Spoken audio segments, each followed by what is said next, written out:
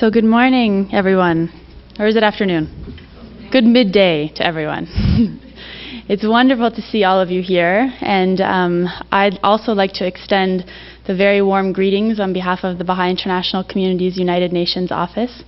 We are so pleased to hear that the IEF and the Baha'i Community of Canada would be holding this conference, and are so happy to see such a great mixture of people in the room, especially all the youth in the room. I think that's a fantastic thing.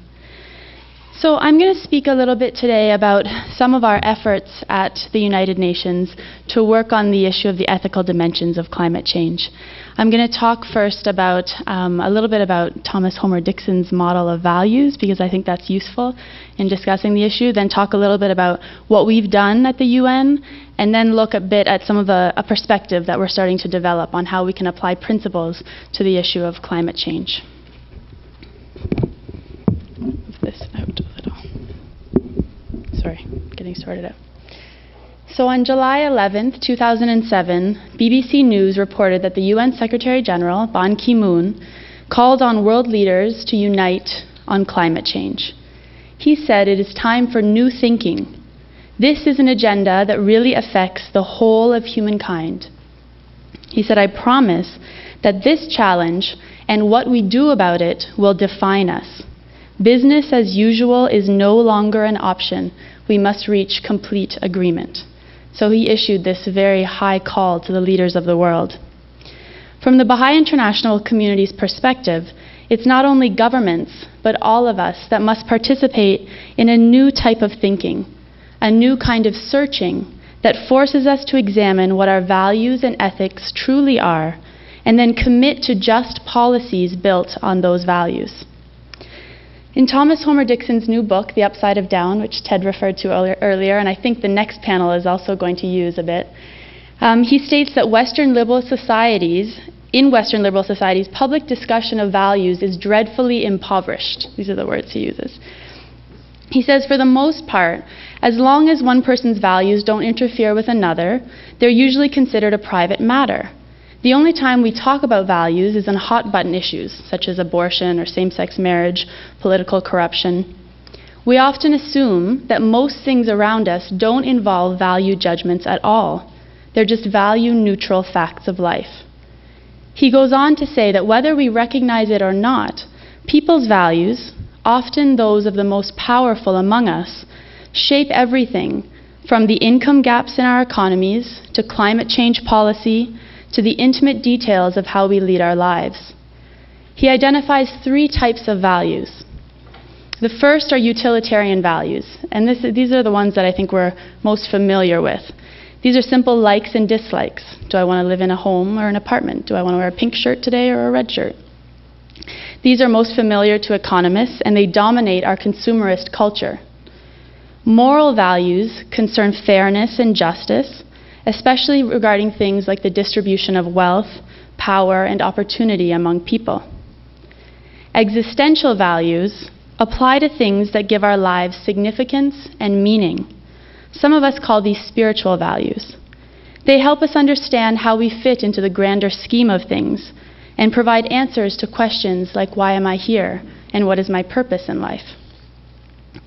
We ask all these questions when we're young, he says, until the discomfort of trying to answer those questions from those around us makes us stop. He says we may turn to a religious institution of some kind for answers to our questions, but often we're handed a creed of some kind.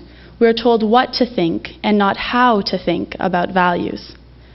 He argues that because we've become unable to talk about moral or existential values, the last two categories that he mentions, utilitarian values fill the void, thus driving our consumer society.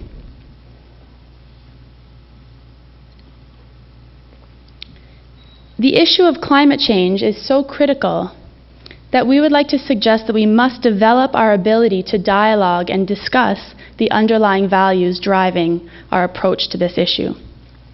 We can't be afraid to talk about the ethics and values and beliefs that motivate decision-making. We can't pretend that these things don't affect us and our world. We must open up that can of worms, so to speak, and deal with what comes out. The reason we must do this is because we're at a critical stage in climate policy development. Recent advances in the scientific and economic understanding of climate change have contributed to pressing concern for the potentially irreversible impacts of climate change on humanity and the environment, and we heard about that this morning. However, the current mode of decision-making and climate policy development have largely been shaped by economic and national priorities. That's the argument that we hear. We couldn't reach an agreement at CSD because what other countries are saying doesn't fit with our national priorities, doesn't fit with our economic priorities. But there's no discussion of what motivates those priorities, what underlies those decisions. Consideration of only the economic and national priorities does not provide a sound basis for a global response to climate change. In fact, they're covering what the real decisions are based upon. In a paper written after the Stern Review was mentioned yesterday by Dr. Stone. It focused mostly on the economic impact of climate change. The same group wrote another paper after the Stern Review called Value Judgments, Welfare Weights, and Discounting Issues and Evidence. And they argued, they said, and this was a team focused on the economics of climate change, they said we cannot expect market observations to provide the answers to the relevant ethical questions. They said societies around the world should embark on a serious and sustained discussion of the ethical issues of policy towards climate change. So what are some of the questions that we need to ask ourselves? This is the beginning, I think, to ask ourselves what the fundamental questions are.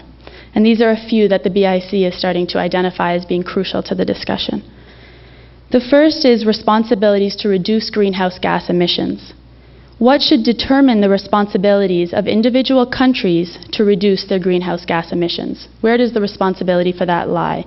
And we've heard a lot this past 2 days about the injustice in certain countries contributing to the problem.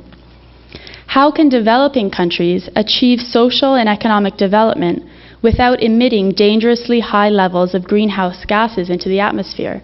This is a big issue at the UN. The developed countries are saying you need to have leapfrog development, leapfrog over the way that we've developed, and forge your own ways, use new technologies. And I think for the most part, developed countries would like to do that, but there's also a certain unfairness in that. We've been able to develop however we wanted and use as much of the Earth's resources as we want, but we want you to do it completely differently. And yet we're not necessarily providing access to technologies and the resources for them to be able to do that.